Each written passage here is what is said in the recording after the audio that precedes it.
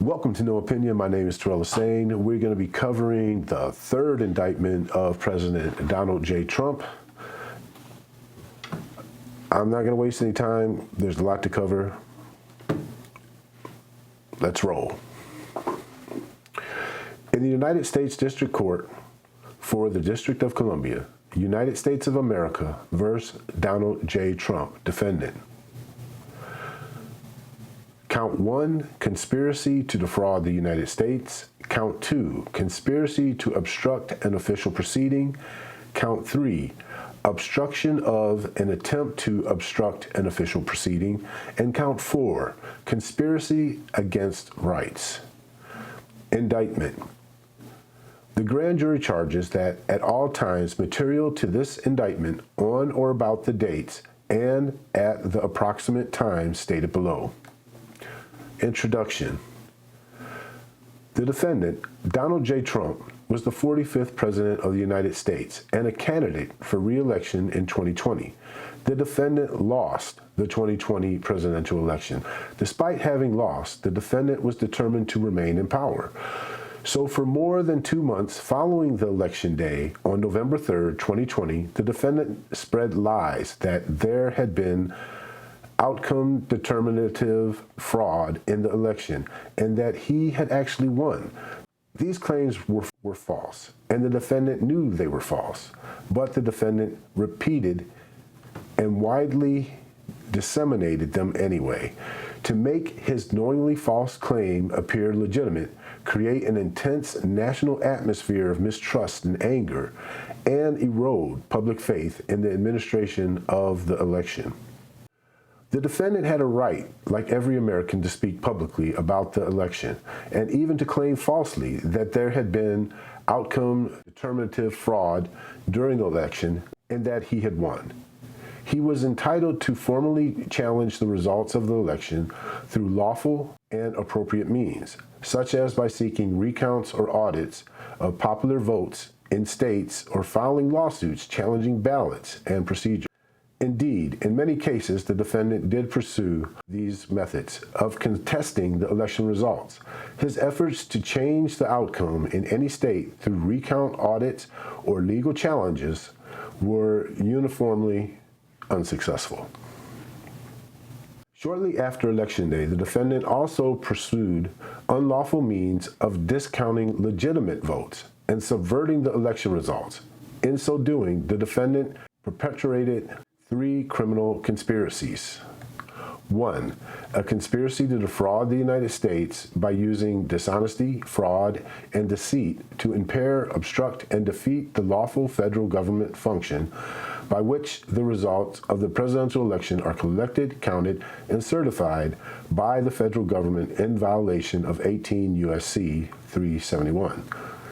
B, a conspiracy to corruptly obstruct and impede the January 6 congressional proceedings at which the collected results of the presidential election are counted and certified, the certification proceedings, in violation of 18 U.S.C. 1512. And C, a conspiracy against the right to vote and to have one's vote counted, in violation of 18 U.S.C. 241. Each of these conspiracies, which built on the widespread mistrust the defendant was creating through pervasive and destabilizing lies about election fraud, targeted the bedrock function of the United States federal government, the nation's process of collecting, counting, and certifying the results of the presidential election, the federal government function. Count 1. Conspiracy to defraud the United States, 18 U.S.C. 371. The allegations contained in paragraph 1 through 4 of this indictment are re-alleged and fully incorporated here by reference. The conspiracy.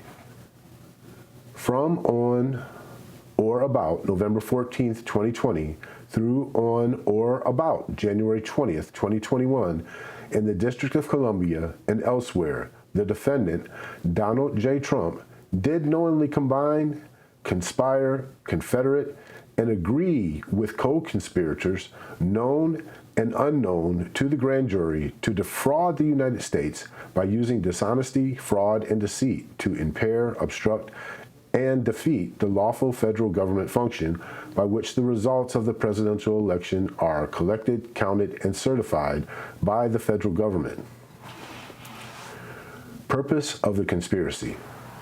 The purpose of the conspiracy was to overturn the legitimate results of the 2020 presidential election by using knowingly false claims of election fraud to obstruct the federal government function by which those results are collected, counted, and certified. The defendant's co-conspirators. The defendant enlisted co-conspirators to assist him in his criminal efforts to overturn the legitimate results of the 2020 presidential election and retain power. Among these were co-conspirator 1, an attorney who was willing to spread knowingly false claims and pursue strategies that the defendant's 2020 re-election campaign attorney would not. B, co-conspirator 2, an attorney who devised and attempted to implement a strategy to leverage the vice president's ceremonial role overseeing the certification process to obstruct the certification of the presidential election. C, co-conspirator 3, an attorney whose unfounded claims of election fraud the defendant privately acknowledged to others sounded crazy. Nonetheless, the defendant embraced the public amplified co-conspirator 3's disinformation. Co-conspirator 4, a Justice Department official who worked on civil matters and who, with the defendant, attempted to use the Justice Department to open sham election crime investigations and influence state legislatures with knowingly false claims of election fraud. Co-conspirator 5, E, co-conspirator 5, an attorney who assisted in devising and attempting to implement a plan to submit fraudulent slate. E, co-conspirator 5, an attorney who assisted in devising and attempting to implement a plan to submit fraudulent slate of presidential electors to obstruct their certification proceedings. F, co-conspirator 6, a political consultant who helped implement a plan to submit fraudulent slates of presidential electors to obstruct the certification proceedings. Federal government functions. The federal government function by which the results of the election for presidents of the United States are collected, counted, and certified were established through Constitution and the Electoral Count Act, a federal law enacted in 1887. The Constitution provided that individuals called electors select the president, and each state determined for itself how to appoint the elector appointed to it. Through state laws, each of the 50 states of the District of Columbia chose to select their electors based on the popular vote in the state. After Election Day, the ECA requires each state to formally determine or ascertain the electors who would represent the state voters by casting electoral votes on behalf of the candidate who had won the popular vote, and require the executive of each state to certify the federal government the identities of those electors. Then, on a date set by the ECA, each state's ascertained electors were required to meet and collect the results for the presidential election. That is, to cast electoral votes based on their state's popular vote, and to send their electoral votes along with the state executives. Certification that they were the state legitimate electors and the United States Congress to be counted and certified in an official proceeding. Finally, the Constitution and ECA required that on the 6th of January following Election Day, the Congress meet in a joint session for a certification proceeding, presided over by the Vice President as President of the Senate, to count the electoral votes, resolve any objections, and announced the results, thus certifying the winner of the presidential election as president-elect. This federal government function, from the point of ascertainment to the certification, is foundational to the United States democratic process, and until 2021 had operated in a peaceful and orderly manner for more than 130 years. Manner and means. The defendant's conspiracy to impair, obstruct, and defeat the federal government function through dishonesty, fraud, and deceit include the following manner and means. The defendant and co-conspirators used knowingly false claims of election fraud to get state legislatures and election officials to subvert the legitimate results and to change electoral votes for the defendant's opponent, Joseph R. Biden Jr., to electoral votes for the defendant. That is, on the pretext of baseless fraud claims. The defendant pushed officials in certain states to ignore the popular vote, disenfranchising millions of voters, dismiss legitimate electors, and ultimately cause the ascertainment of voting by illegitimate electors in favor of the defendant. The defendant and co-conspirators organized fraudulent slates of electors in 7 target states: Arizona, Georgia, Michigan, Nevada, New Mexico, Pennsylvania, and Wisconsin, attempting to mimic the procedures that the legitimate electors were supposed to follow under the Constitution and other federal state laws. This included causing the fraudulent electors to meet on the day appointed by federal law on which legitimate electors were to gather and cast fraudulent votes for the defendant, and signed certificates falsely representing that they were legitimate electors. Some fraudulent electors were tricked into participating based on the understanding that their votes would be used only if the defendant succeeded in outcome determinative lawsuits within their state, which the defendant never did. The defendant and co-conspirators then caused these fraudulent electors to transmit their false certificates to the vice president and other government officials to be counted at the certification proceeding on January 6. The defendant and co-conspirators attempted to use the power and authority of the Justice Department to conduct sham election crime investigations and to send a letter to the targeted states that falsely claimed that the Justice Department had identified significant concerns that may have impacted the election outcome. That sought to advance the defendant's fraudulent electoral plan by using the Justice Department's authority to falsely present fraudulent electors as a valid alternative to the legitimate electors, and that urged, on behalf of the Justice Department, the targeted states' legislatures to convene to create the opportunity to choose the fraudulent electors over the legitimate electors.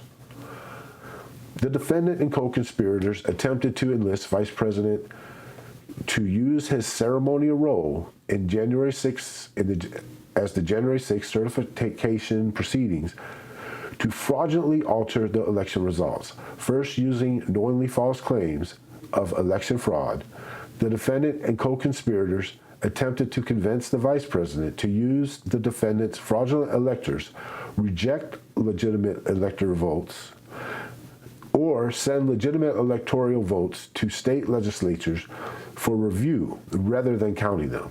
When that failed on the morning of January 6th, the defendant and the co-conspirators repeatedly, knowingly, false claims of election fraud to gather supporters, falsely told them that the vice president had the authority to and might alter the election results, and directed them to the Capitol to obstruct the certification proceedings and exert pressure on the vice president to take the fraudulent actions he had previously refused.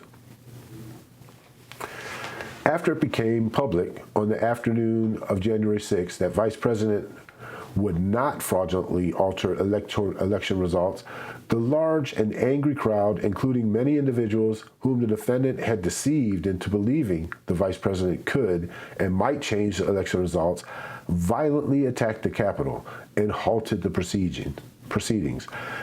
As violence ensued, the defendant and co-conspirators exploited As violence ensued, the defendant and co-conspirators exploited the disruption by redoubling efforts to levy false claims of election fraud and convince members of Congress to further delay the certification based on those claims.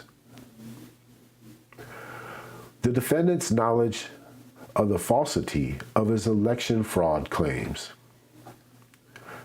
The defendant, his co-conspirators, their agents, made knowingly false claims that there had been outcome determinative fraud in the 2020 presidential election.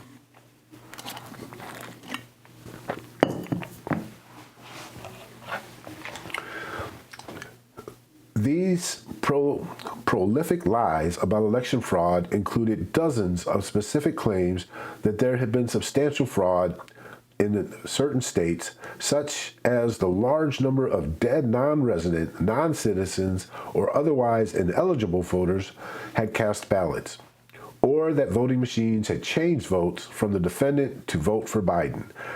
These claims were false, and the defendant knew that they were false. In fact, the defendant was notified repeatedly that his claims were untrue, often by people on whom he relied for candid advice on important matters, and who were best positioned to know the facts, and he deliberately disregarded the truth. For instance, the defendant's vice president, who personally stood to gain by remaining in office as part of the defendant's ticket, and whom the defendant asked to study fraudulent allegations, told the defendant that he had seen no evidence of outcome determinative fraud. The senior leaders of the Justice Department, appointed by the defendant and responsible for investigating credible allegations on election crimes, told the defendant on multiple occasions that various allegations of fraud were unsupported. The Director of National Intelligence, the defendant's principal advisor on intelligence matters related to national security, disabused the defendant of the notion that the Intelligence Committee's findings regarding foreign interference would change the outcome of the election. The Department of Homeland Security, Cybersecurity, and Infrastructure Security Agency, CISA, whose existence the defendant signed into law to protect the national cybersecurity infrastructure from attack, joined an official multi-agency statement that there was no evidence any voting system had been compromised, and that the declaration and declared the 2020 election the most secure in American history.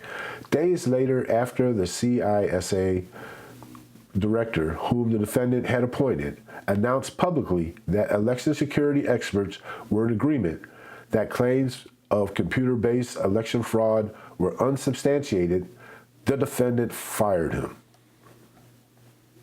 Senior White House attorneys selected by the defendant to provide him candid advice informed the defendant that there was no evidence of outcome determinative election fraud and told him that his presidency would end on Inauguration Day in 2021.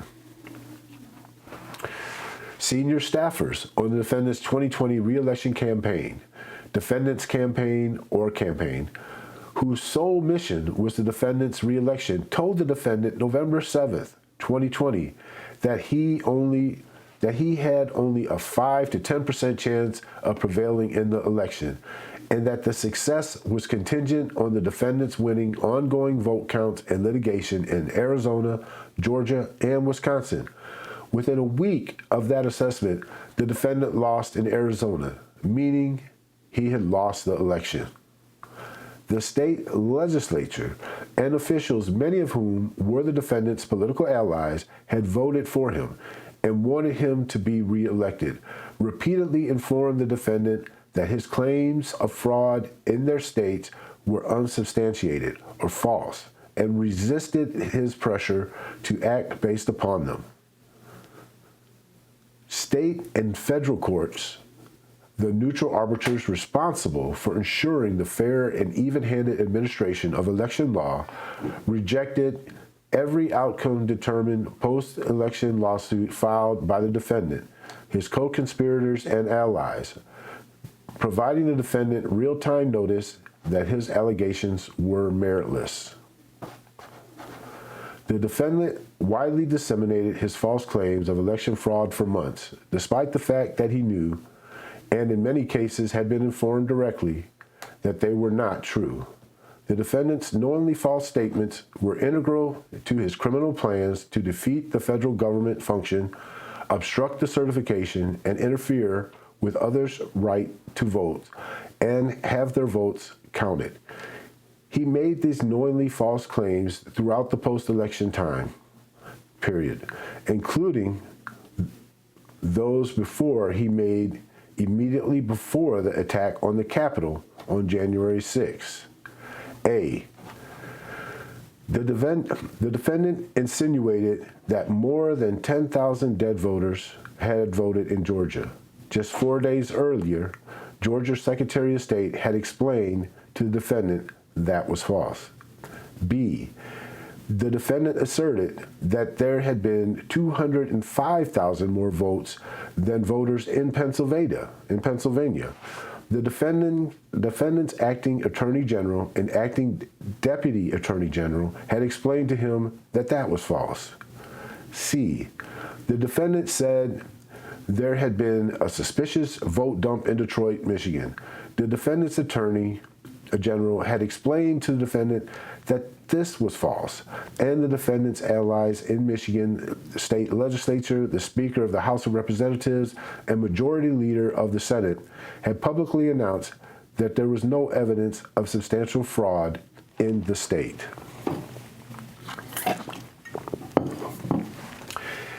D.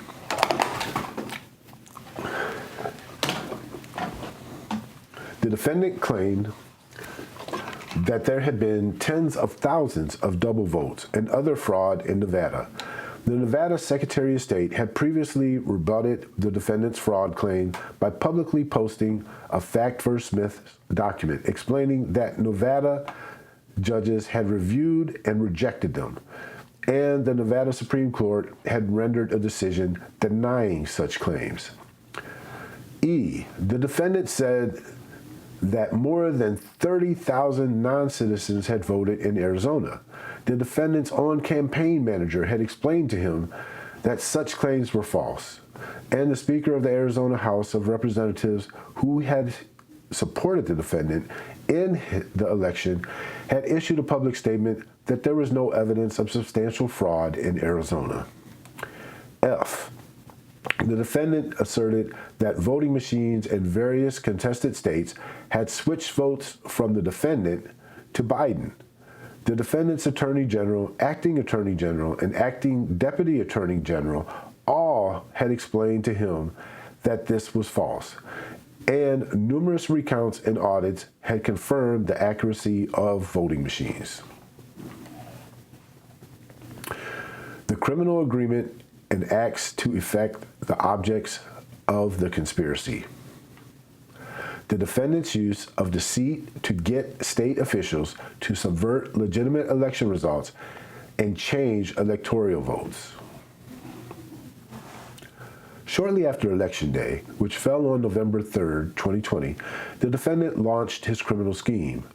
On November 13th, the defendant's campaign attorney conceded in court that he had lost the vote count in the state of Arizona, meaning based on the assessment of the defendant's campaign advisors had given him just a week earlier, the defendant had lost the election.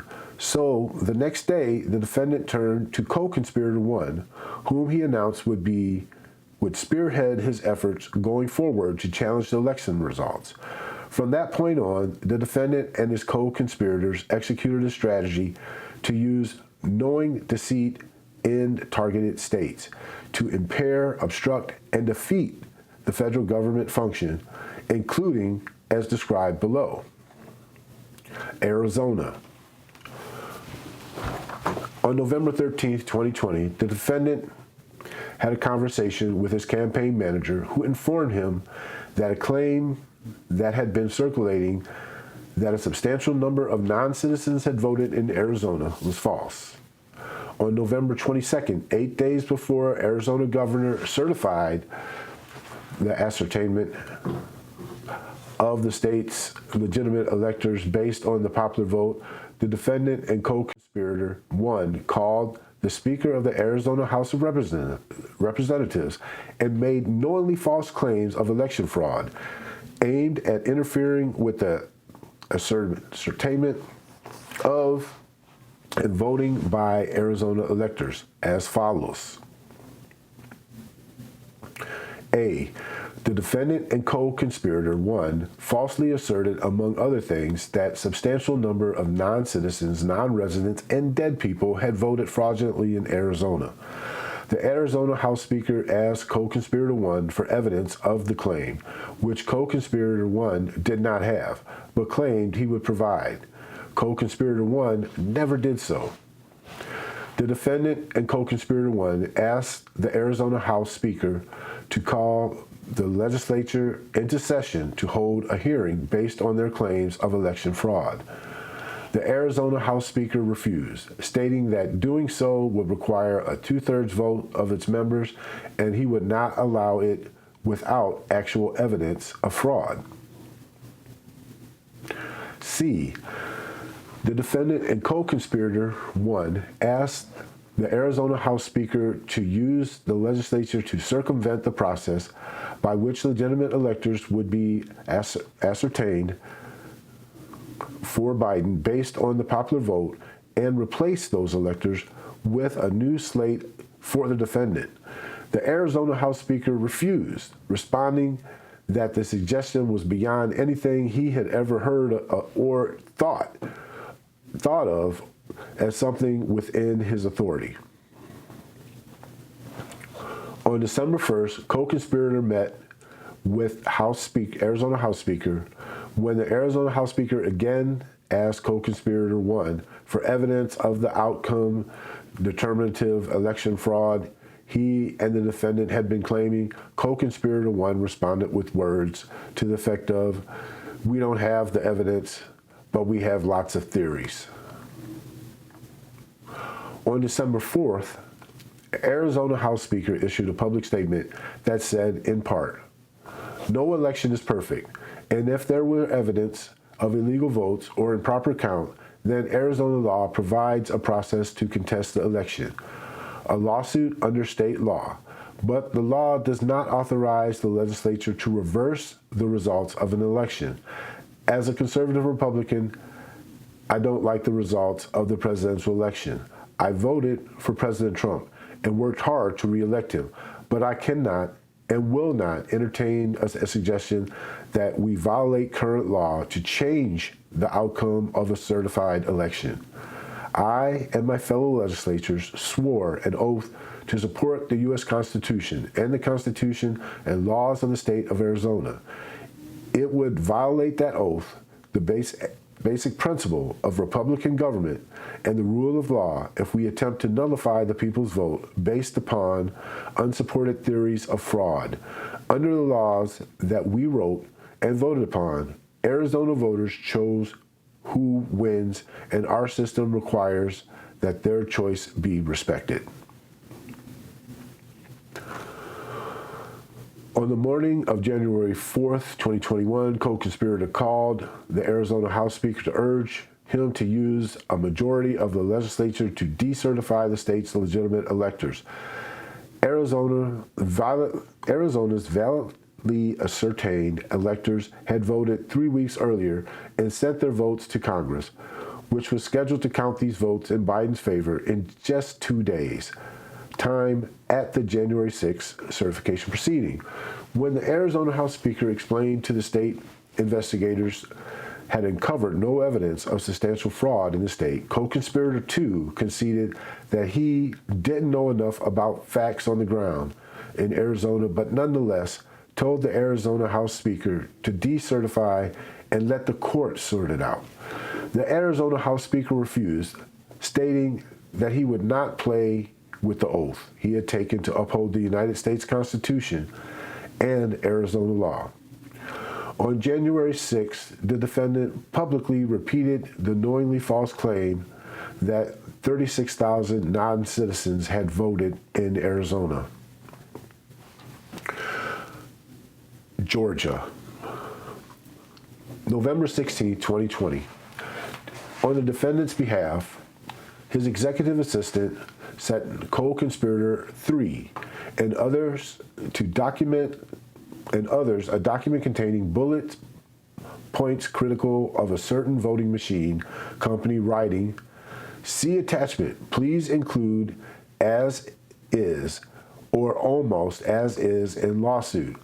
Co-conspirator 3 responded 9 minutes later, writing, "It must go in all suits in Georgia and PA immediately, with a fraud claim that requires the entire election to be set aside in those states and machines impounded for non-partisan professional inspection." On November 25th, co-conspirator 3 filed lawsuits against the governor of Georgia, falsely alleging massive election fraud accomplished through the voting machine company's election software and hardware. Before the lawsuit was even filed, the defendant retweeted a post promoting it. The defendant did this despite the fact that he had discussed co-conspirator 3's far-fetched public claims regarding the voting machine company in private with advisors. The defendant had conceded that they were unsupported, and the co-conspirator 3 sounded crazy. Co-conspirator 3's Georgia lawsuit was dismissed on December 7th. On December 3rd, co-conspirator 1 orchestrated a presentation to a judiciary subcommittee of the Georgia State Senate with the intention of misleading state senators into blocking the ascertainment of legitimate electors. During the presentation, an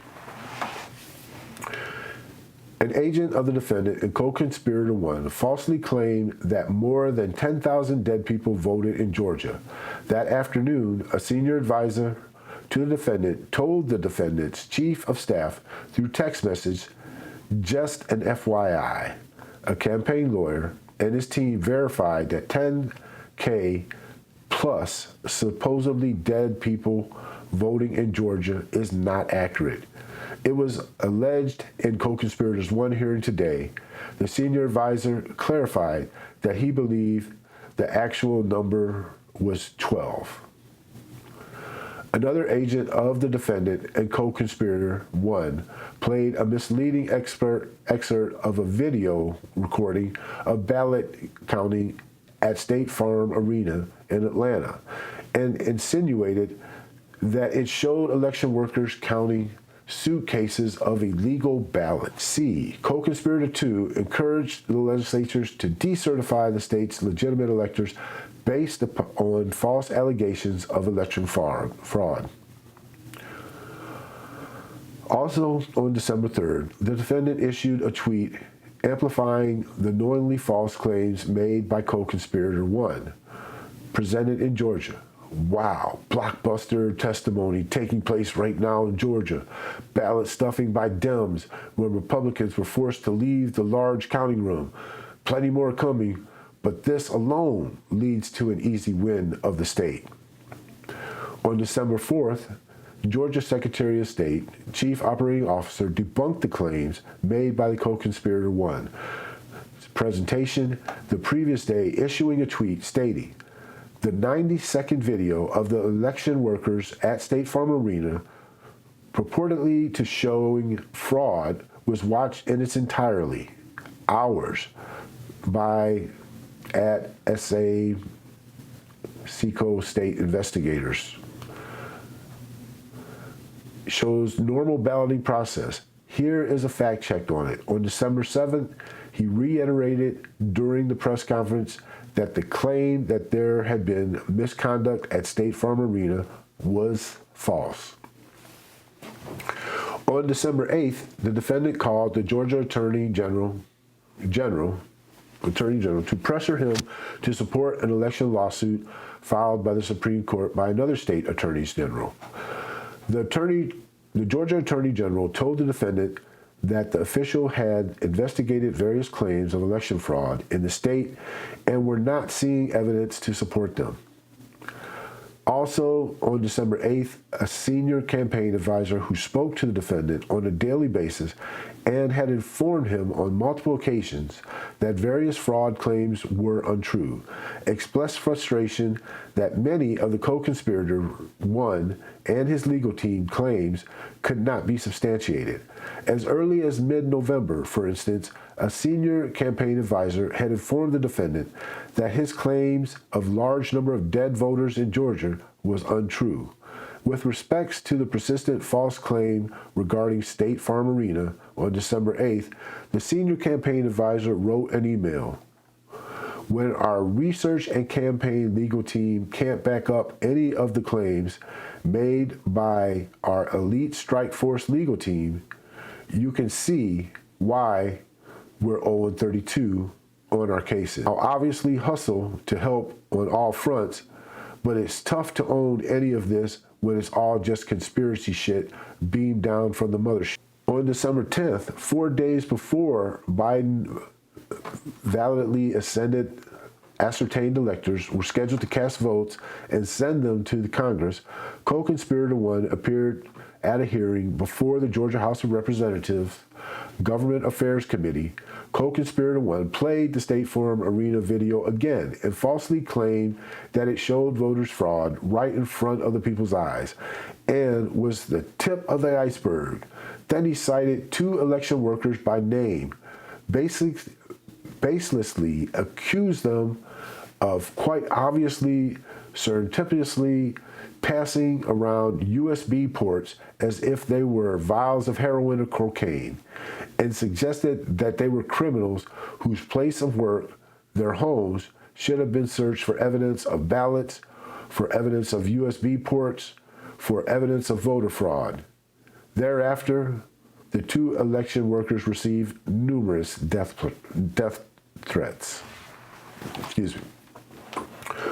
On December 15th, the defendant summoned the incoming acting attorney general and the incoming acting attorney general and others to the Oval Office to discuss allegations of election fraud. During the meeting, the Justice Department officials specifically refuted the defendant's claim about State Farm Arena, explaining to him that the activity shown on the tape co-conspirator one had used was benign. On December 23rd, a day after the defendant's chief of staff personally observed the signature verification process at the Cobb County Civic Center and notified the defendant that state election officials were conducting themselves in an exemplary fashion and would find fraud if it existed, the defendant tweeted to the Georgia official administrating the signature verification process were trying to hide evidence of election fraud and were terrible people. In the phone call on December 27th, the defendant spoke with the acting attorney general and acting deputy attorney general. During the call, the defendant again pressed the unfounded claims regarding State Farm Arena, and the 2 top Justice Department officials again rebutted the allegations, telling him that the Justice Department had reviewed videotape and interviewed witnesses and had not identified any suspicious conduct. On December 31st, the defendant signed a verification affirmation affirming false election fraud allegations made on his behalf in a lawsuit filed in his name against the Georgia governor. In advance to the filing, co-conspirator 2, who was advising the defendant on the lawsuit, acknowledged in an email that he and the defendant had since signed a previous verification, been made aware that some of the allegations and the evidence proffered by the experts has been inaccurate, and that signing the new affirmations with the knowledge and incorporation by reference would not be accurate. The defendant and co-conspirator 2 caused the defendant's signed verification to be filed nonetheless. On January 2nd, 4 days before Congress certification proceedings, the defendant and others called Georgia Secretary of State. During the call, the defendant lied to the Georgia Secretary of State to induce him to alter Georgia's popular vote count and called into question the validity of the Biden electors' votes, which had been transmitted to Congress weeks before, including as follows. A. The defendant raised allegations regarding the State Farm Arena video and repeatedly disparaged one of the same elected workers for co-conspirators 1 had maligned on December 10th, using her name almost 20 times and falsely referring to her as a professional vote scammer and hustler. In response, the Georgia Secretary of State refuted this. You're talking about the State Farm video, and I think it's extremely unfortunate that co-conspirator 1 or his people, they sliced and diced that video and took it out of context. When the Georgia Secretary of State then offered a link to the video that would disprove co-conspirator 1's claim, the defendant responded, I don't care about a link. I don't need it. Georgia Secretary of State, I have a much better link. The defendant asked about rumors that paper ballots cast in the election were being destroyed by the Georgia Secretary of State counsel. Explained to him that the claims had been investigated and was not true. The defendant claimed that 5,000 dead people voted in Georgia, causing the Georgia Secretary of State to respond, well, Mr. President, the challenge that you have is that the data you have is wrong. The actual numbers were two people were dead that voted. And so your information's wrong. That was 2. The defendant claimed that thousands of out-of-state voters had cast ballots in Georgia's election, which the Georgia Secretary of State counsel refuted, explaining, we've been going through each of those as well, and those numbers that we got, the defendant counsel was just saying they're not accurate. Everyone we've been through are people that lived in Georgia, moved to a different state, but then moved back to Georgia, legitimately.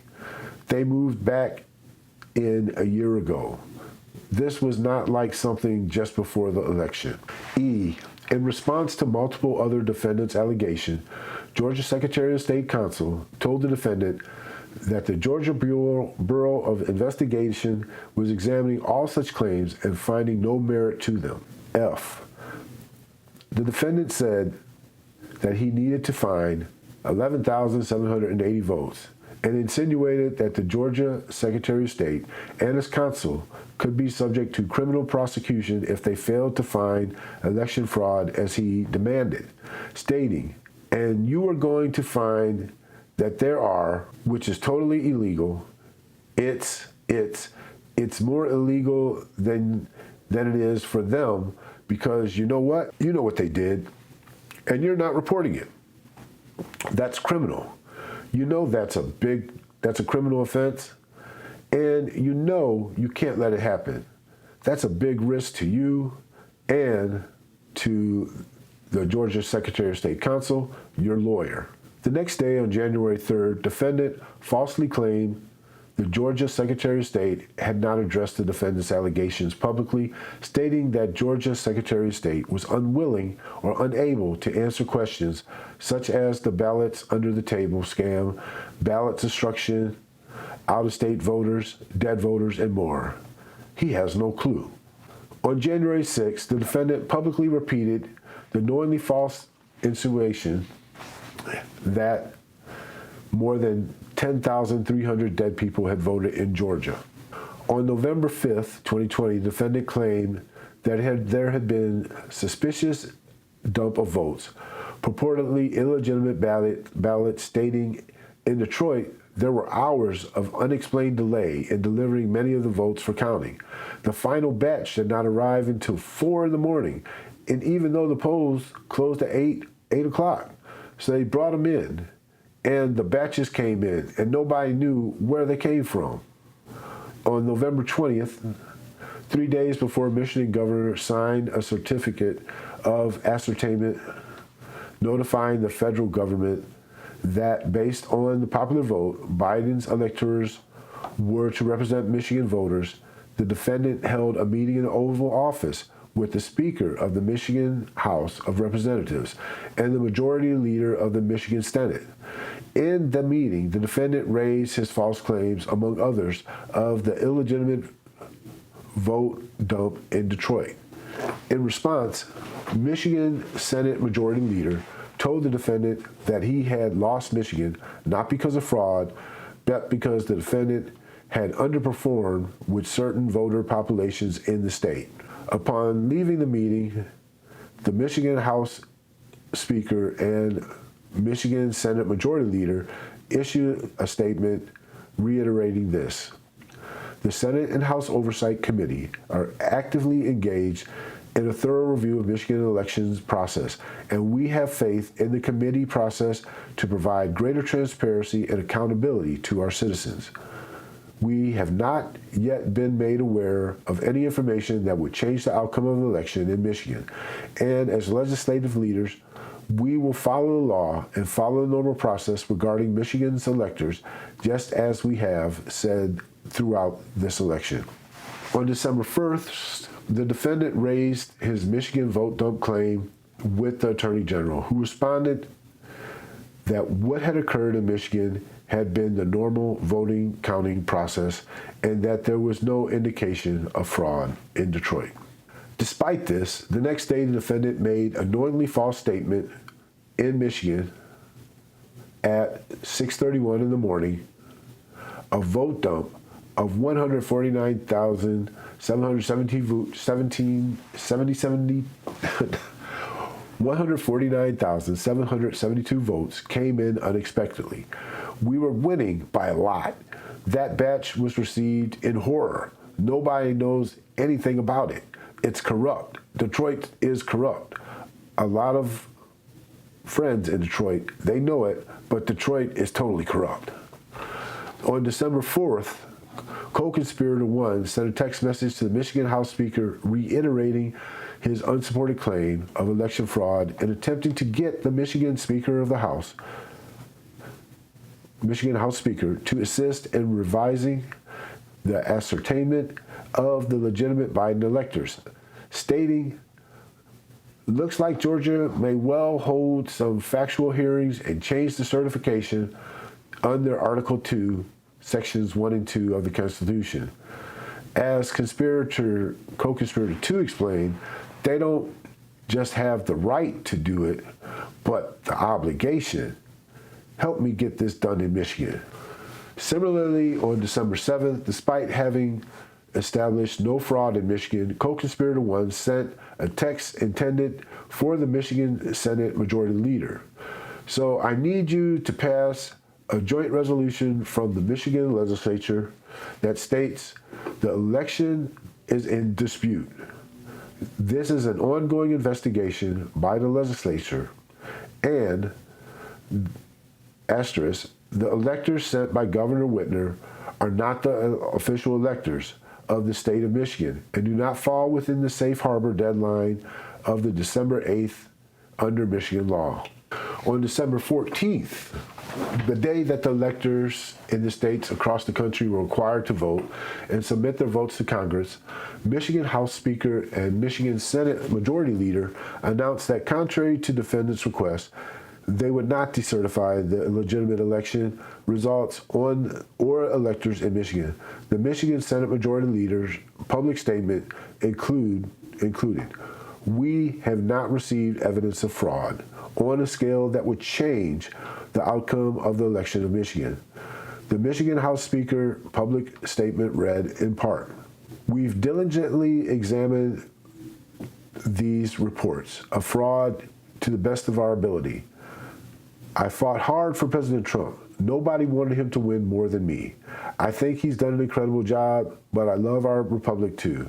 I cannot fathom risking our norms, traditions, and institutions to pass a resolution retroactively changing the electors for Trump, simply because some think there may have been enough widespread fraud to give him the win. That's unprecedented for a good reason, and that's why there is not enough support in the House to cast a new slate of electors. I fear we lose our country forever. This truly would bring mutually assured destruction for every future election in regards to the Electoral College, and I can't stand for that. I won't. On January 6, 2021, the defendant publicly repeated his knowingly false claims regarding an illicit dump of more than 100,000 ballots in Detroit. Pennsylvania. On November 11, 2020, defendant publicly maligned a Philadelphia city commissioner for stating on the news that there was no evidence of widespread fraud in Philadelphia. As a result, the Philadelphia city commissioner and his family received death threats. On November 25th, the day after Pennsylvania governor signed a certificate of ascertainment and thus certified to the federal government that Biden electors were the legitimate electors for the state, co-conspirator one orchestrated an event at a hotel in Gettysburg attended by state legislatures. Co-conspirator one falsely claimed that Pennsylvania had issued 1.8 million absentee ballots and received 2.5 million in return. In the days thereafter, a campaign staffer wrote internally that co-conspirators one allegations was just wrong and that there was no way to defend it. The deputy campaign manager responded, We have been saying this for a while. It's very frustrating. On December 4th, after 4 Republican leaders in the Pennsylvania legislature issued a public statement that the General Assembly lacked the authority to overturn a popular vote and appoint its own slate of electors, and that doing so would violate the state election code and Constitution, the defendant retweeted a post labeling the legislatures as cowards. On December 31st and January 3rd, the defendant repeatedly raised with the acting Attorney General and acting Deputy Attorney General the allegations that in Pennsylvania there had been 205,000 more votes than voters. Each time the Justice Department official informed the defendant that his claim was false. On January 6th, the defendant publicly, repeatedly, and knowingly false claimed that there had been 205,000 more votes than voters in Pennsylvania. Wisconsin. On November 29, 2020, a recount of Wisconsin that the defendant's campaign had petitioned and paid for did not change the election results, and in fact, increased defendant's margin of defeat. On December 14th, the Wisconsin Supreme Court rejected an election challenge by the campaign. One justice wrote, "Nothing in this case casts any legitimate doubt that the people of Wisconsin lawfully chose President Biden and Senator Harris to be the next leaders of our great country." On December 21st, as a result of the state Supreme Court's decision, the Wisconsin governor, who had signed the certificate of ascertainment on November 30th, identifying Biden's electors as the state's legitimate electors, signed a certificate of final determination in which he recognized that the state Supreme Court had resolved a controversy regarding the appointment of Biden electors and confirmed that Biden had received the highest number of votes in the state, and that his electors were the state's legitimate electors.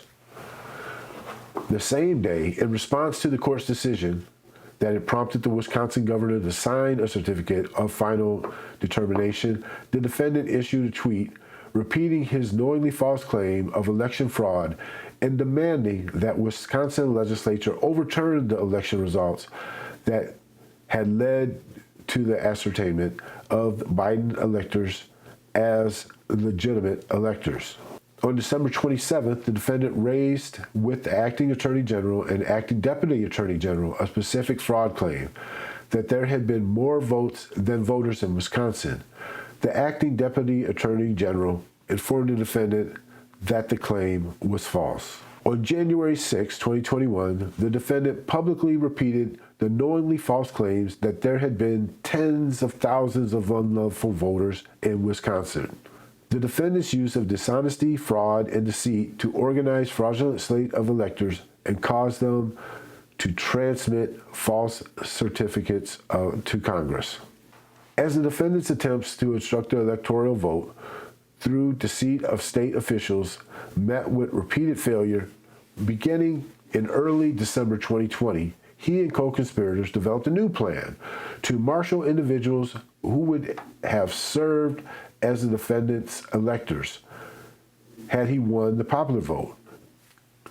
In 7 targeted states, Arizona, Georgia, Michigan, Nevada, New Mexico, Pennsylvania, and Wisconsin, and caused those individuals to make and send to the Vice President and Congress false certifications that they were legitimate electors.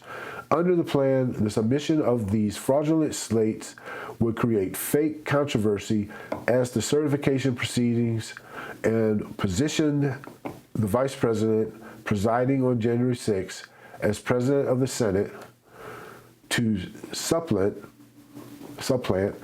legitimate electors with the defendant's fake electors and certify the defendant as president. The plan capitalized on the idea presented by a memorandum draft by co-conspirator 5, an attorney who was assisting the defendant's campaign with legal efforts related to the recount in Wisconsin.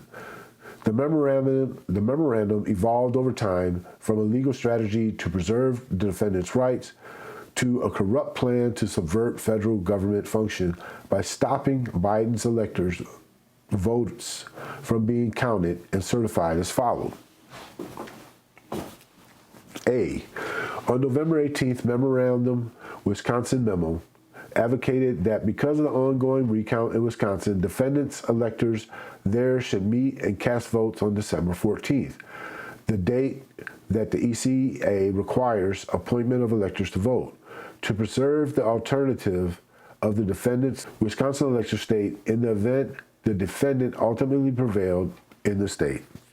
On December 6th, Memorandum Fraudulent Elector Memo marked a sharp departure from co-conspirator 5's Wisconsin memo, advocating that the alternate electors originally conceived of to preserve the rights of Wisconsin instead be used in a number of states as fraudulent electors to prevent Biden from receiving the 270 electoral votes necessary to secure a presidency. On January 6th, the fraudulent elector memo suggested that the defendants' electors in 6 purportedly contested states, Arizona, Georgia, and Michigan, Nevada, Pennsylvania, and Wisconsin, should meet and mimic at best as public as possible the actions of legitimate Biden electors, and that on January 6th, the Vice President should open the count of the fraudulent votes, setting up a fake controversy that would derail the proper certification of Biden as President-elect. C. December 9 Memorandum, Fraudulent Elector Instructions, consisted of co-conspirators 5's instructions on how fraudulent electors could mimic legitimate electors in Arizona, Georgia, Michigan, Nevada, Pennsylvania, and Wisconsin. Co-conspirator 5 noted that in some states it would be virtually impossible for the fraudulent electors to successfully take the same steps as the legitimate electors because state law requires formal participation in the process by state officials or access of officials' resources. The plan began in early December, and ultimately the conspirators and the defendant campaign took the Wisconsin memo and expanded it to any state that the defendant claimed to be contested, even New Mexico, which the defendant had lost by more than 10% of the popular vote. This expansion was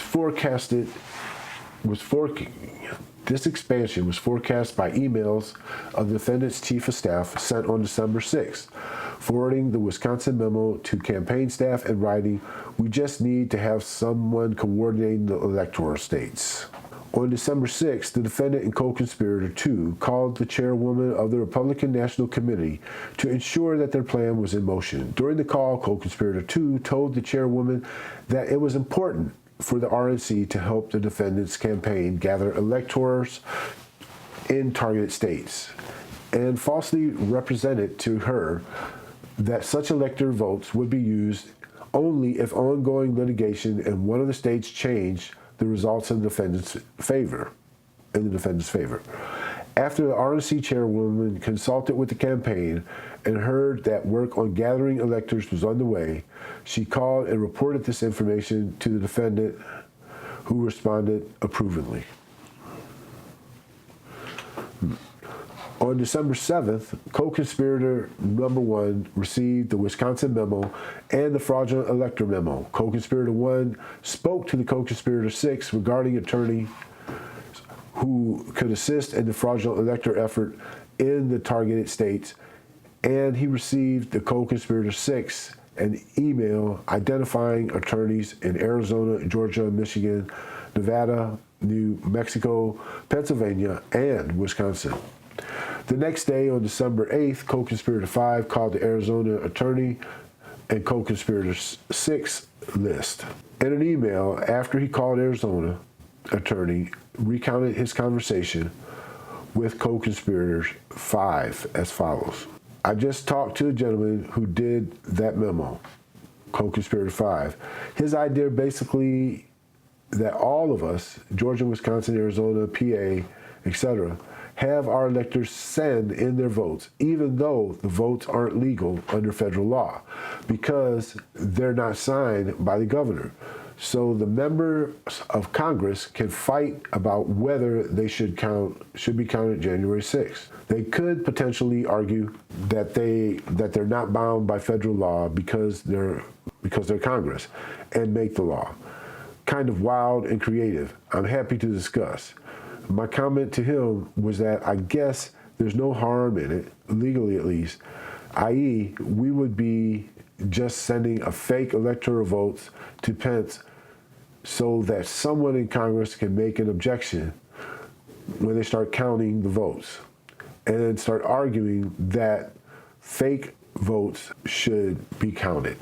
At co-conspirator 1's direction on December 10th, co-conspirator 5 sent the points of the contact to all targeted states except Wisconsin, which had already received his memo, and New Mexico, a streamlined version for the Wisconsin memo, which did not reveal the intent of the fraudulent use of the defendant's electors. The fraudulent electors' instructions, along with the fraudulent elector certifications that he had drafted. The next day, on December 11th, though co-conspirator 5, co-conspirator 1 suggested that the Arizona lawyer file a petition for centurium in the Supreme Court as pretext to the claim that litigation was pending in the state to provide cover for the convening and voting of the defendant's fraudulent elector there. Co-conspirator 5 explained that co-conspirator 1 had heard from the state officials and state provisional electors that it had appeared treasonous in the AZ electors' vote if there is no pending court proceeding. To manage the plan in Pennsylvania on December 12th, co-conspirator 1, co-conspirator 5, and co-conspirator 6 participated in a conference call organized by the defendant's campaign with the defendant's electors in the state. When the defendant electors expressed concern about signing certificates representing themselves as legitimate electors, co-conspirator 1 falsely assured them that their certificates would be used only if the defendant succeeded in litigation. Subsequently, co-conspirator 6 circulated proposed conditional language to the effect for potential inclusion in fraudulent electoral certifications. A campaign official cautioned not to offer a conditional language to other states because the other states are signing what he prepared. if it gets out, we change the language for PA, it could snowball. In some cases, the defendants' electors refused to participate in the plan. On December 13th, co-conspirator 5 sent co-conspirator 1 an email memorandum to further confirm that the conspirators' plan was not to use the fraudulent electors only in the circumstances that the defendants' litigation was successful in one of the targeted states. Instead, the plan was to falsely present the fraudulent slate of alternative and legitimate slate at Congress certification proceeding. The fraudulent slate as an alternative to the legitimate slate at Congress certification proceeding. On December 13th, the defendant asked the senior campaign advisor for an update on what was going on with the elector plan and directed him to put out a statement on electors. As a result, co-conspirator 1 directed the senior campaign advisor to join a conference call with him. The co-conspirator 6 and others, when the senior campaign advisor related these developments in text messages with the deputy campaign manager. A senior advisor to the defendant and the campaign staffer and the deputy campaign manager responded, "Here's the thing. The way this has morphed, it's a crazy play. So I don't know who wants to put their name on it." The senior advisor wrote, "certifying the illegal votes." In turn, the participants in the group text message refused to have a statement regarding electors attributed to their name. None of them could stand by it. On December 13th, at the campaign staffer's request, co-conspirator 5 drafted and sent fraudulent elector certificates to defendants' electors in New Mexico, which had not previously been among the targeted states. And when there was no pending litigation to the defendants' behalf, the next day the defendant's campaign filed an election challenge suit in New Mexico at 11:54 a.m., 6 minutes before the noon deadline for the electors' votes, as a pretext so that there was pending litigation there at the time of the fraudulent electors voted.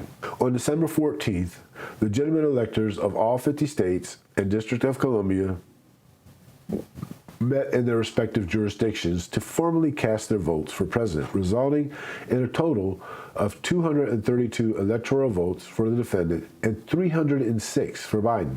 The legitimate electoral votes that Biden won in the states that the defendant targeted and the defendant's margin of defeat were as follows: Arizona, 11 electoral votes, 10,487. Georgia, 16 electoral votes, 11,779.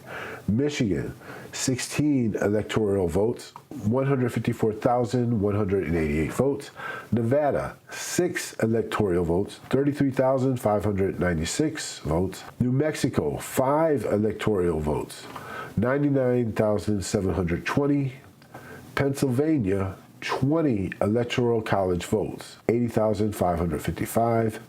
And Wisconsin, 10 electoral votes, 20,682.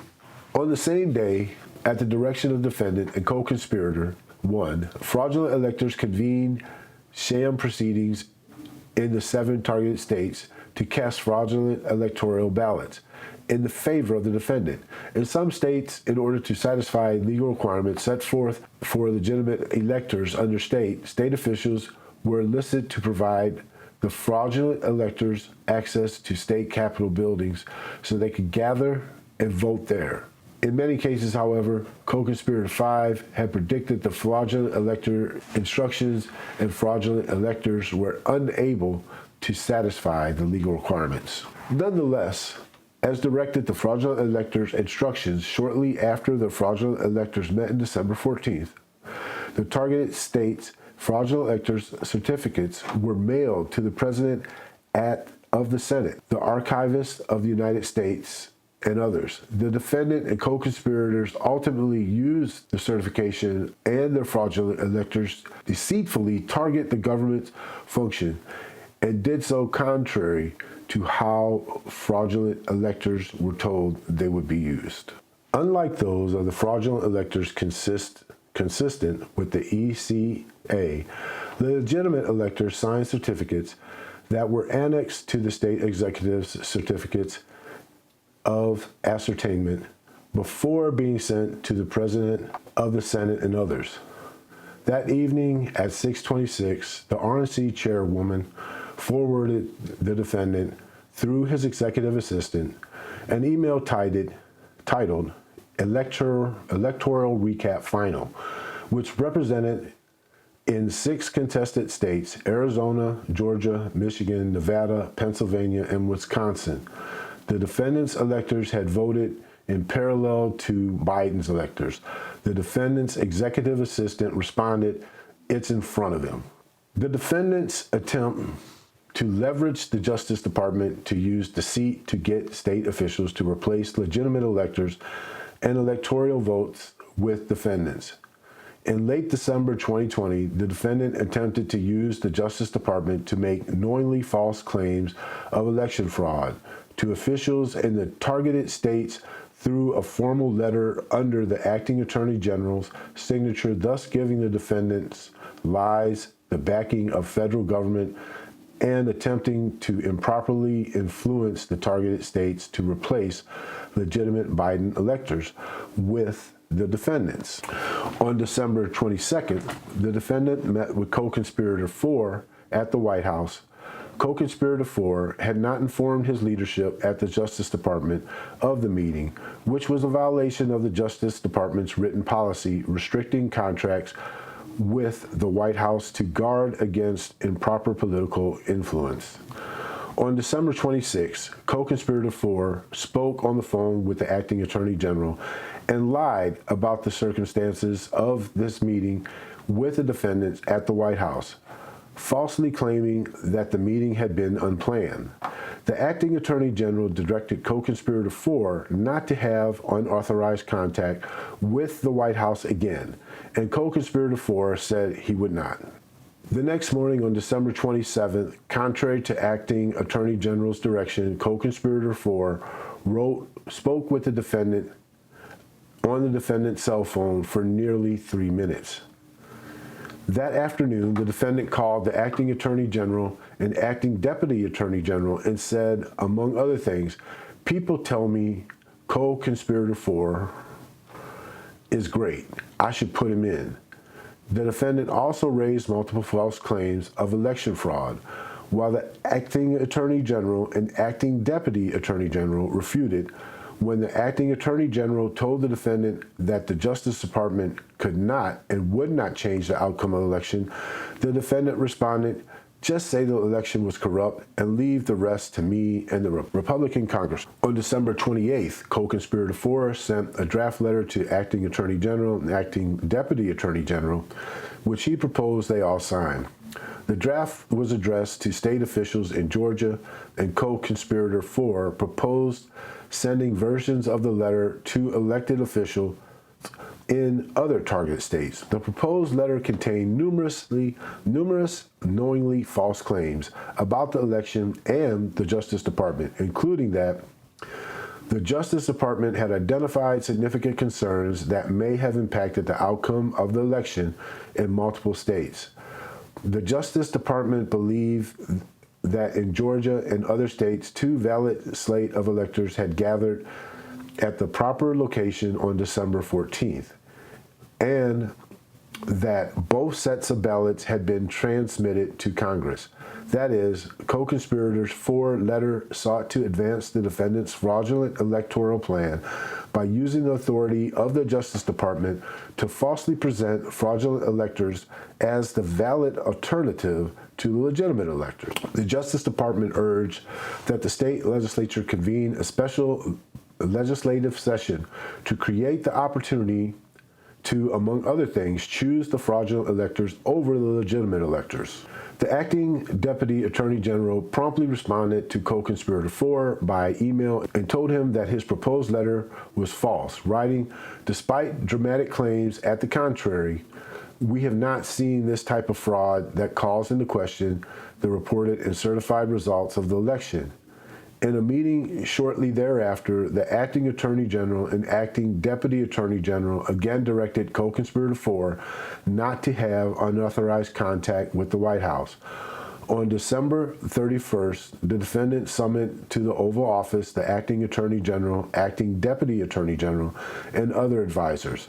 In the meeting, the defendant again raised claims about election fraud the Justice Department officials already had told him were not true, and the senior Justice Department officials reiterated were false, and suggested he might change the leadership in the Justice Department. On January 2nd, just 4 days before Congress certification proceeding, co-conspirator 4 tried to coerce the acting Attorney General and acting Deputy Attorney General to sign and send co-conspirator 4's draft letter, which contained false statements, to state officials. He told them that the defendant was considering making co-conspirator 4 the new acting Attorney General, but the co-conspirator 4 would decline the defendant's offer if the acting Attorney General and acting Deputy Attorney General would agree to send the proposed letter to the targeted states. The Justice Department officials refused. The next morning, on January 3rd, despite having uncovered no additional evidence of election fraud, co-conspirator 4 sent to a Justice Department colleague an edited version of his draft letter to the states, which included a change from its previous claim that the Justice Department had concerns to a stronger false claim that, as of today, there is evidence of significant irregularities that may have impacted the outcome of the election in multiple states. Also, on the morning of January 3rd, co-conspirator 4 met with the defendant at the White House, again, without having informed senior Justice Department officials, and accepted the defendant's offer to become the acting Attorney General. On the afternoon of January 3rd, co-conspirator 4 spoke with Deputy White House Counsel.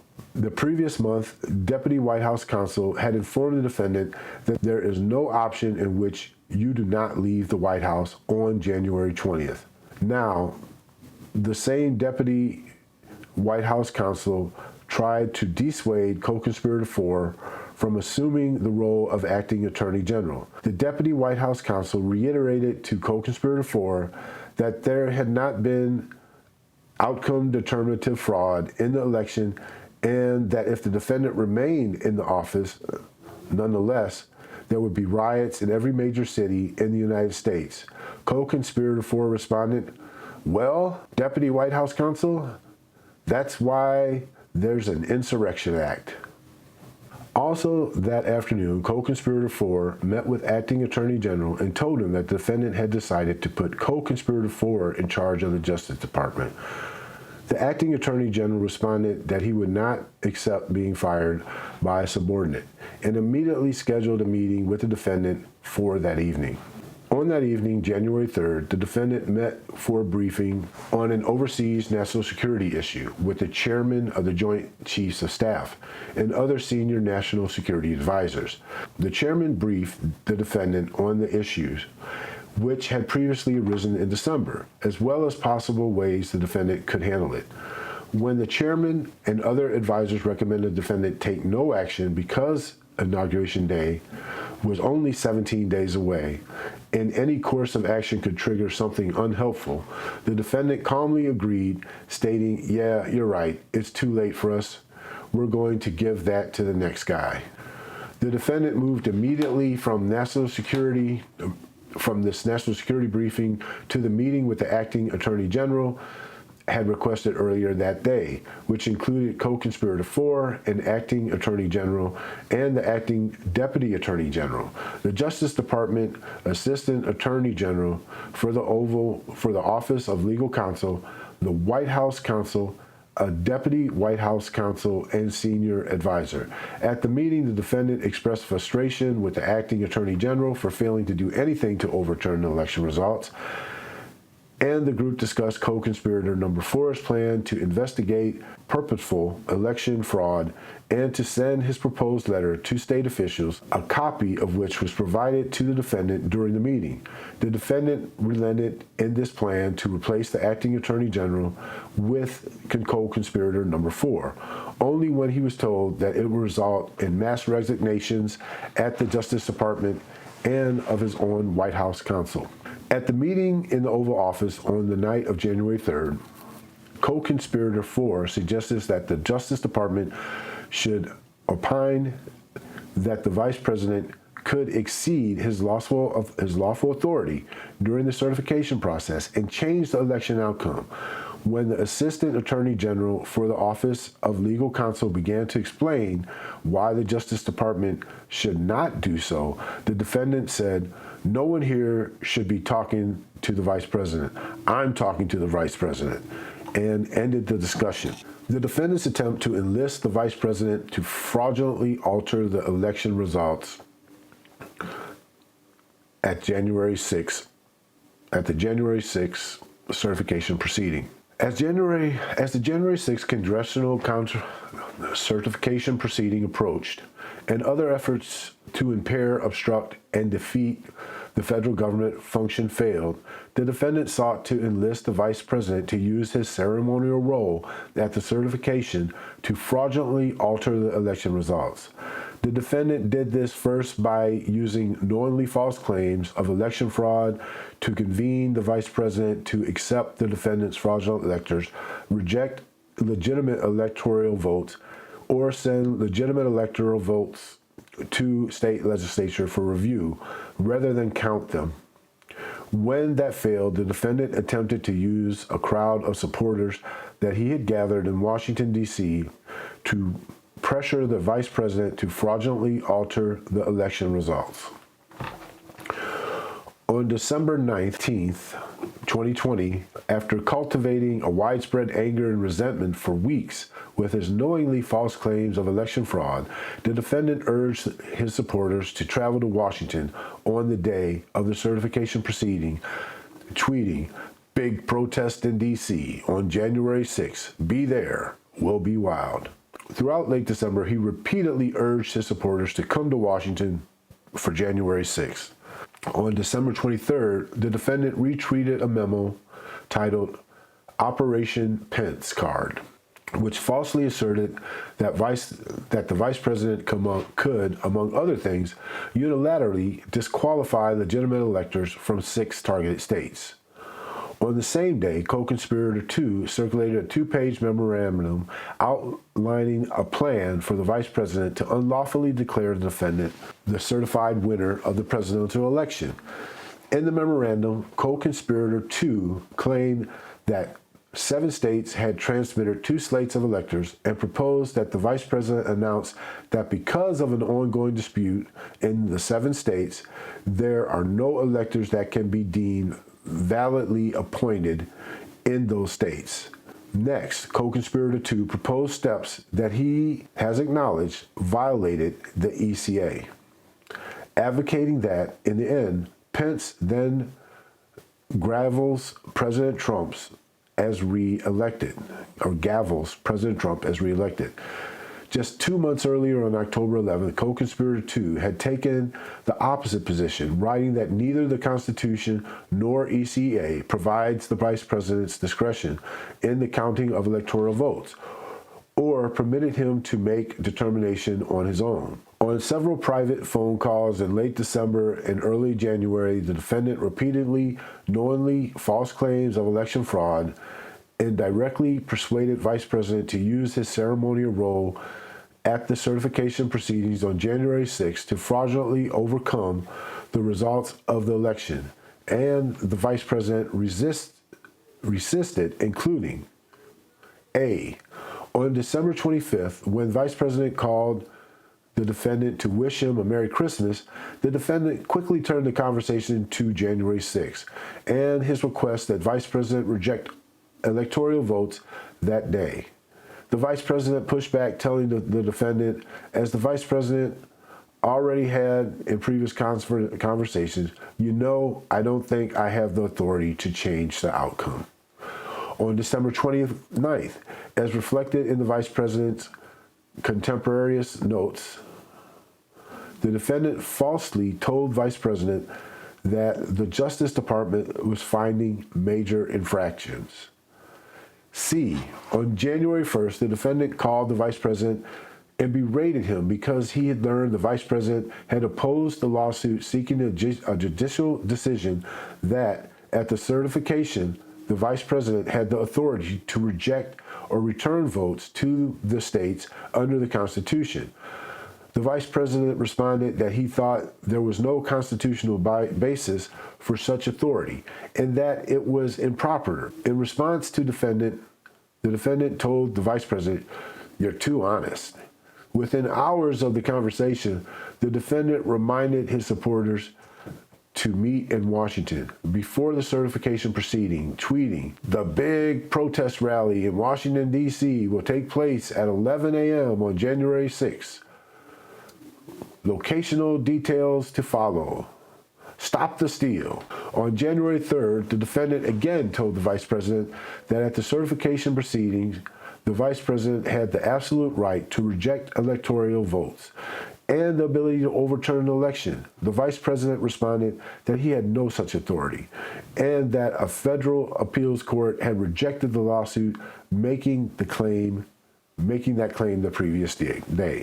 On January 3rd, co-conspirator 2 circulated a second memorandum that included a new plan under which, contrary to ECA, the Vice President would send the electoral slate to the state legislature to determine which slate to count.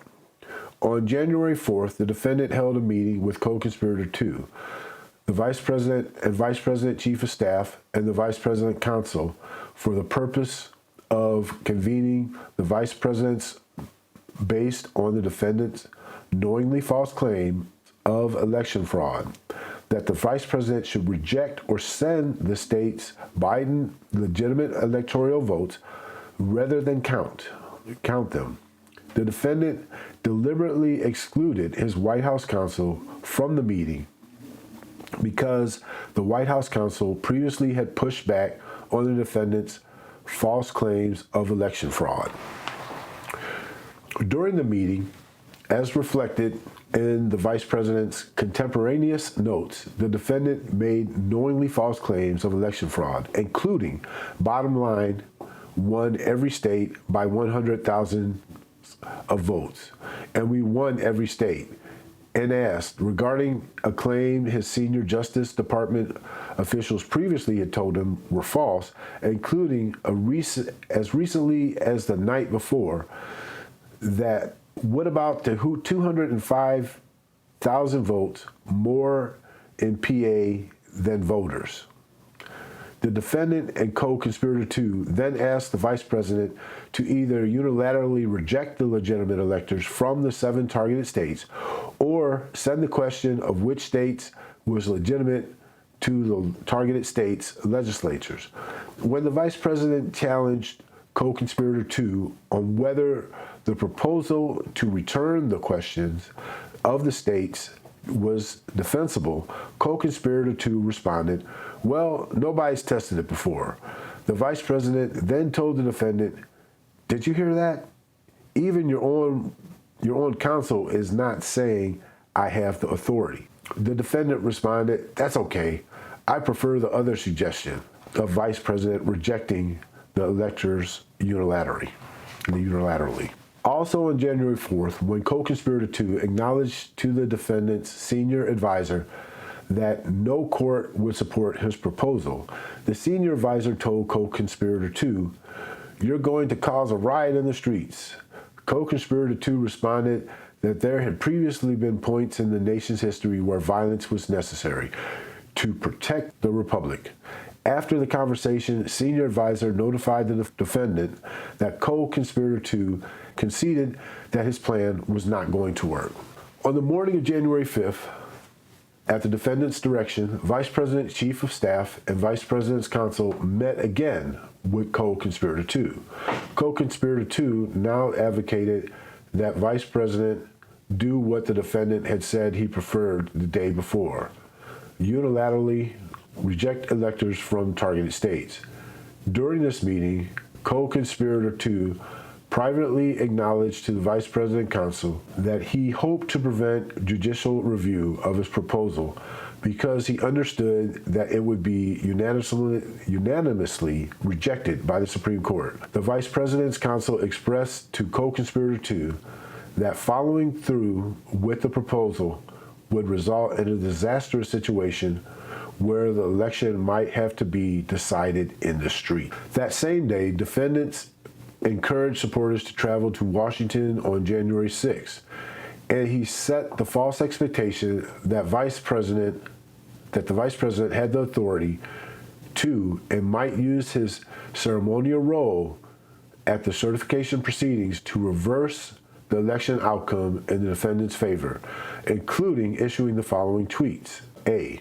At 11:06 a.m., Vice President has the power to reject fraudulently chosen electors.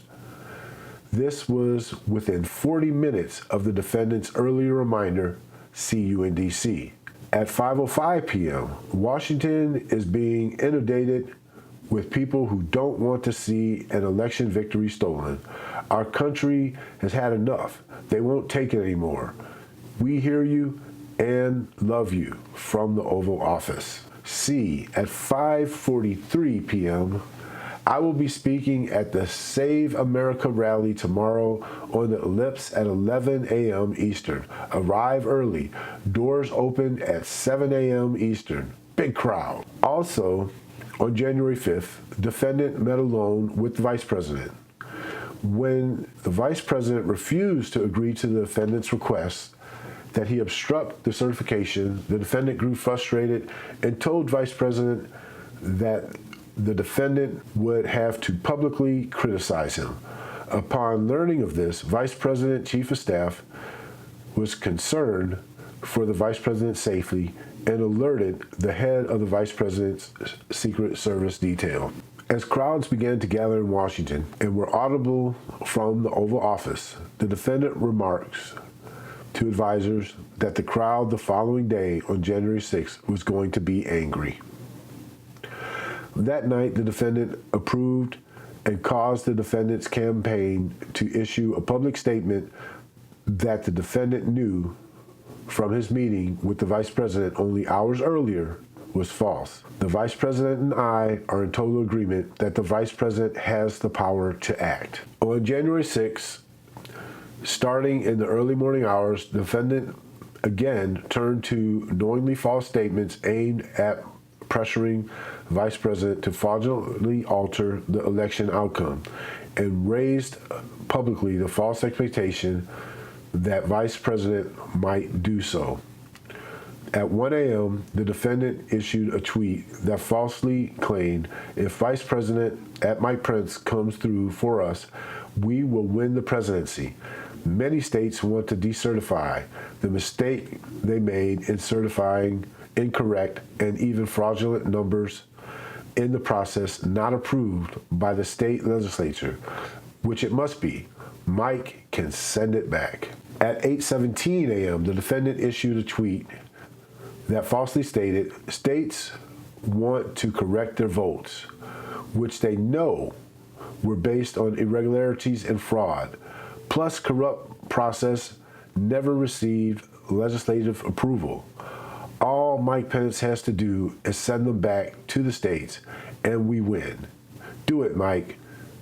This is a time for extreme courage. On the morning of January 6th, an agent of the defendant contacted the United States Senator to ask him to hand-deliver documents to the Vice President.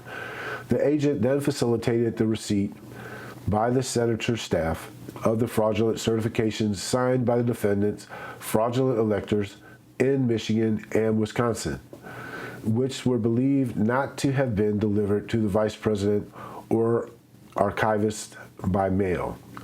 When one of the senator's staffers contacted a staffer for the Vice President by text message to arrange for delivery of what the senator staffer had been told were alternate slate of electors for Michigan and Wisconsin because archivists don't receive them. Vice President Stafford rejected them. At 11:15, the defendant called the vice president and again pressured him to fraudulently reject or return Biden's legitimate electoral votes. The vice president again refused. Immediately after the call, the defendant decided to single out the vice president in public remarks he would make within the hour, reinserting language that he had personally drafted earlier that morning, falsely claiming that vice president had authority to send electoral votes to the states. But the advisor had previously successfully advocated be removed. Earlier that morning, the defendant had selected co-conspirator 2 to join co-conspirator 1 in giving public remarks before his own. When they did so, based on knowingly false election fraud claims, co-conspirator 1 and co-conspirator 2 intensified pressure on the vice president to fraudulently obstruct the certification proceedings.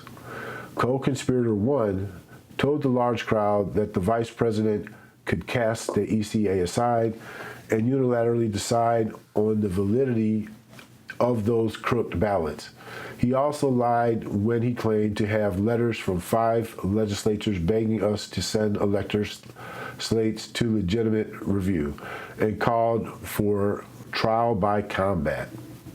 Co-conspirator 2 told the crowd, "All we're demanding of Vice President Pence is this afternoon at 1 o'clock, he lets the legislatures of the state look into this so we get to the bottom of it, and the American people know whether we have control of the direction of our government or not.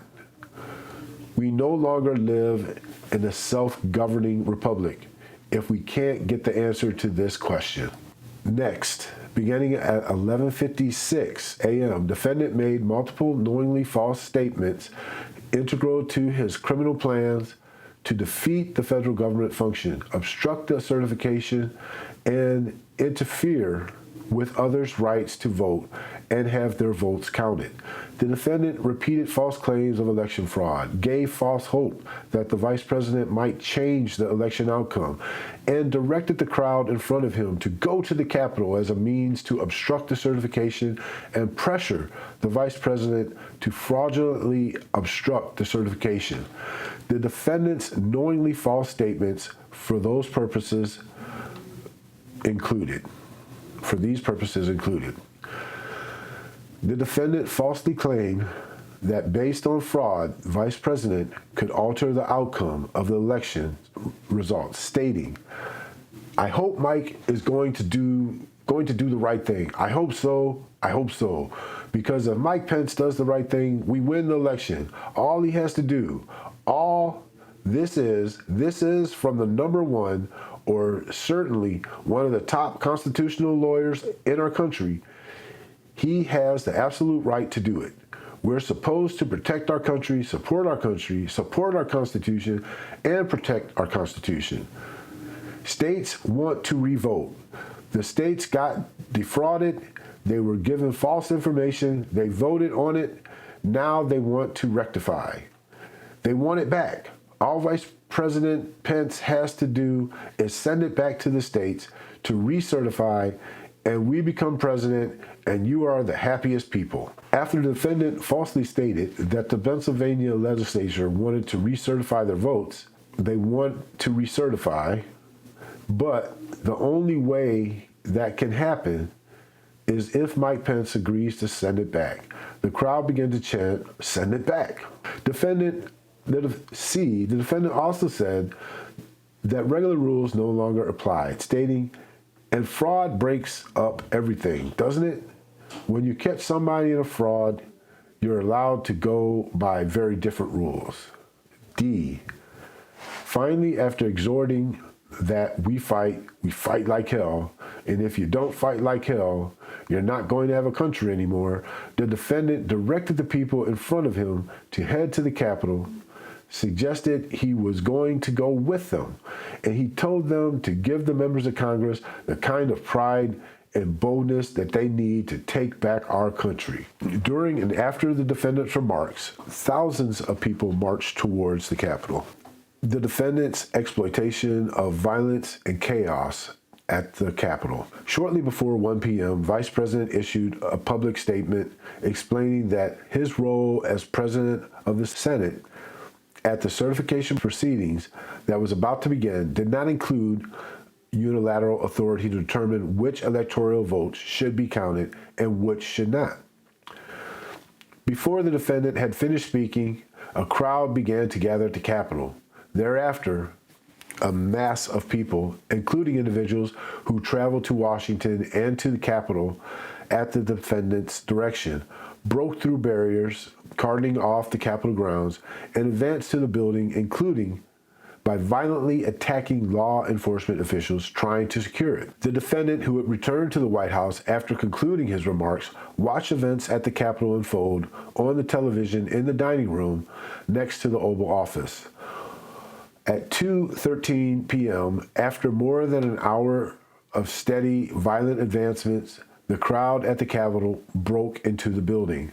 Upon reviewing the news that individuals breached the Capitol, defendant's advisor told him that there was a riot there and that rioters had breached the building.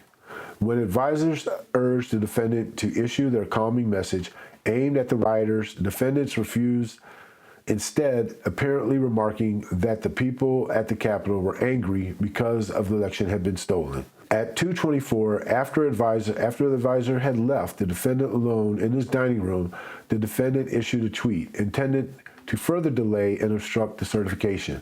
Mike Pence didn't have the courage to do what he should have done to protect the country and our Constitution, giving the states a chance to certify a corrected set of facts, not the fraudulent, inaccurate ones which they were asked to previously certify. USA demands truth. 1 minute later, at 2:25, the United States Secret Service forced to evacuate the vice president to a secure location. At the Capitol throughout the afternoon, members of the crowd chanted, "Hang Mike Pence! Hang Mike Pence! Where is Pence? Bring him out!" and "Traitor Pence." The defendant repeatedly refused to approve a message directing rioters to leave the Capitol, as urged by his most senior advisors, including a White House counsel, a deputy White House counsel, a chief of staff, a deputy chief of staff, and a senior advisor. Instead, the defendant issued 2 tweets that did not ask the rioters to leave the Capitol, but instead falsely suggested that the crowd at the Capitol was being peaceful, including at 2:38, A. Please support our Capitol Police and law enforcement. They are truly on the side of our country. Stay peaceful. B. At 3:13 p.m. I am asking for everyone at the U.S. Constitution to remain peaceful. No violence. Remember, we are the party of law and order. Respect the law and our great men and women in blue. Thank you. At 3 p.m., the defendant had a phone call with the minority leader of the United States House of Representatives. The defendant told the minority leader that the crowds at the Capitol was more than upset about the election than the minority leader was. At 4:15, the defendant released a video message on Twitter that he had just tapped in the White House Rose Garden. In it, the defendant repeated the knowingly false claim that we had an election that was stolen from us, and finally asked individuals to leave the Capitol while telling them that they were very special and that we love you. After the 4:17 p.m. tweet, the defendant joined others in the outer Oval Office to watch the attack on the Capitol on television. The defendant said, "See, this is what happens when they try to steal an election. These people are angry. These people are really angry about it. This is what happens." At 6:15 p.m., the defendant tweeted, "These are the things and events that happen when a sacred landslide election victory is so unceremoniously and viciously stripped away from the great patriots who would have been badly and unfairly treated for so long. Go home with love and in peace. Remember this day forever. On the evening of January 6th, defendant and co-conspirator 1 attempted to exploit the violence and chaos at the Capitol by calling lawmakers to convince them, based on knowingly false claims of election fraud, to delay the certification, including A. The defendant, through the White House aides, attempted to reach 2 United States senators at 6 p.m. B. At 6:59 p.m. until 7:18 p.m., co-conspirator 1 placed calls to 5 United States senators and 1 United States representative. C. Co-conspirator 6 attempted to confirm phone numbers for 6 United States senators whom the defendant had directed co-conspirator 1 to call, and attempted to enlist them to further delay the certification. And D.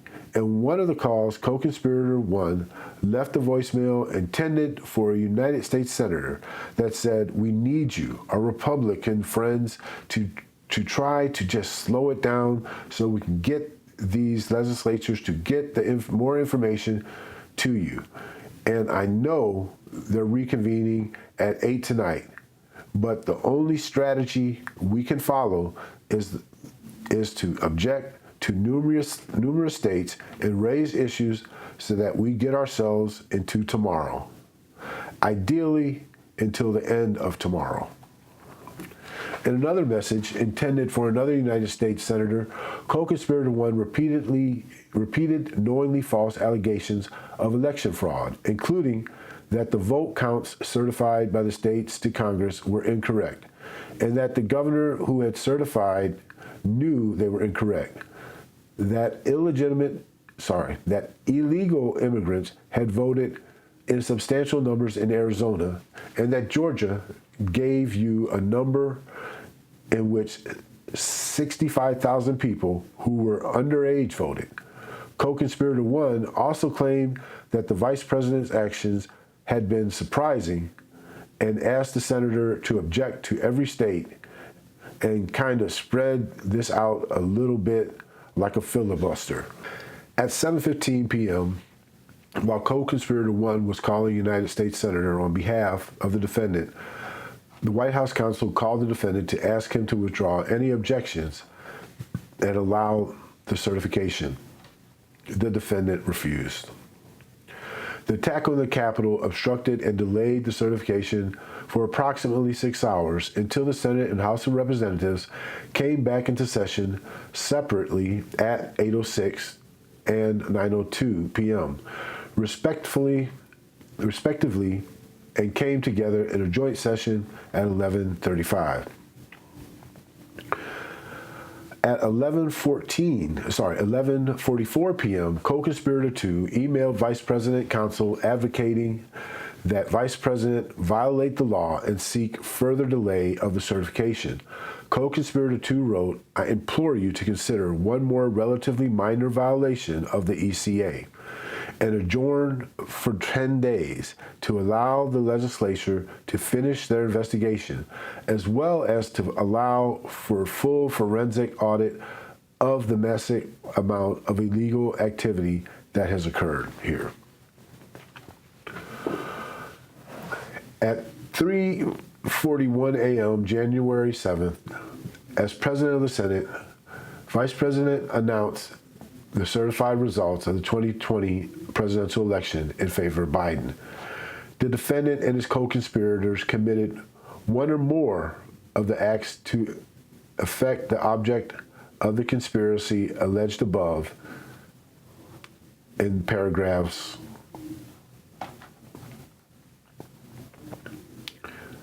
Count 2. Conspiracy to obstruct an official proceeding. The allegations contained in paragraph 1 through 4 and 8 through 123 of this indictment are realigned and fully incorporated here by reference.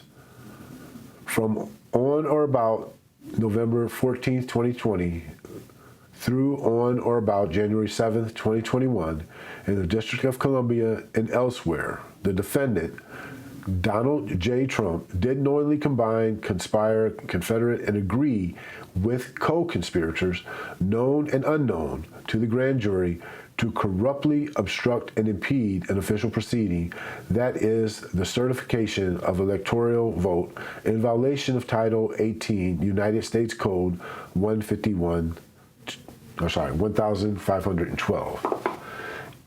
In violation of Title 18, United States Code, Section 1512. Count 3.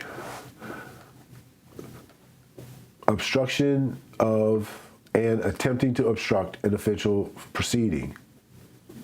18 U.S.C. The allegations contained in paragraphs 1 through 4 and 8 through 123 of this indictment are realigned and fully incorporated here by reference. From, on, or about November 14th, 2020 through on or about January 7th, 2021, in the District of Columbia and elsewhere, the defendant, Donald J. Trump, attempted to and did corruptly obstruct and impede an official proceeding, that is, the certification of an electoral vote, in violation of Title 18, United States Code, Section 1512. Count 4, conspiracy against rights, 18 U.S.C. 241. The allegations contained in paragraph 1 through 4 and 8 through 123 of this indictment are realigned and fully incorporated here by reference. From, on, or about November 14th, 2020 through on or about January 20th, 2021, in the District of Columbia and elsewhere, the defendant, Donald J. Trump, did knowingly combine, conspire, confederate, and agree with co-conspirators, known and unknown to the grand jury, to injure, oppress, threaten, and intimidate one or more persons in the free exercise and enjoyment of the right and privilege secured to them by the Constitution and laws of the United States, that is, the right to vote, and have one's vote counted, in violation of Title 18, United States Code, Section 241. A true bill for a person, Jack Smith, Special Counsel, United States of Justice. Page 45. I don't believe that we actually made it through, but we did. And that's a lot to process. I mean, I was even reading it out loud, and I still feel I have to process it. But if you enjoy this kind of content and you're going to keep following this and you don't want to have it impacted with opinions and commentary, then please like or subscribe, because that's what we're doing here at No Opinion. It's all about the documents. These documents are really well written. Even this one, Jack had a little joke. He made it 45 pages long. I gotta admit, that was pretty snarky. But, you know, it was worth it. But again, if you like what I'm doing, if you like this kind of material, if you have some suggestions, you know, please comment below and like and subscribe.